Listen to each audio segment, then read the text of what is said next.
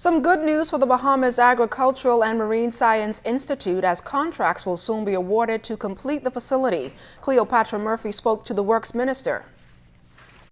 Charging that B.A.M.S.I was a fiasco that has cost Bahamians millions of dollars, Minister of Public Works the Honorable Desmond Bannister says government is negotiating 6 new contracts for 6 B.A.M.S.I buildings that were partially completed. As soon as those contracts are negotiated, the work will start again. B.A.M.S.I was a fiasco, as you heard from the several reports that we presented, in many respects. An unplanned fiasco that has cost the taxpayers of this country many millions of dollars, and a number of the buildings were never finished. One of those buildings is a male dormitory that went up in flames following a fire in 2015 that set the project created to help the Bahamas build capacity to feed itself back. It was determined the contractor had no all-risk insurance. The minister says the project is filled with cost overruns as buildings projected at one cost now cost more. You find that virtually all the money has been spent on it, close to $4 million.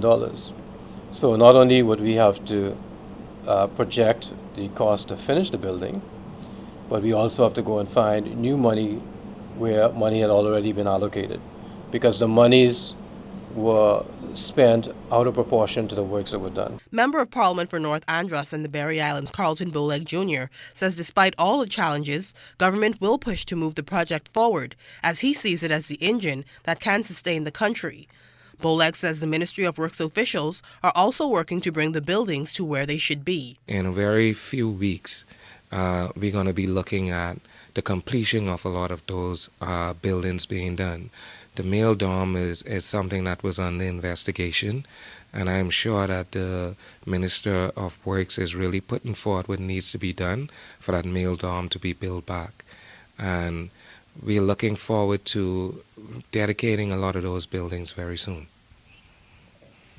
Bannister anticipates it will cost millions more to complete all of the buildings, and officials anticipate the classroom block, administrative building, and the cafeteria are among those that will be opening soon.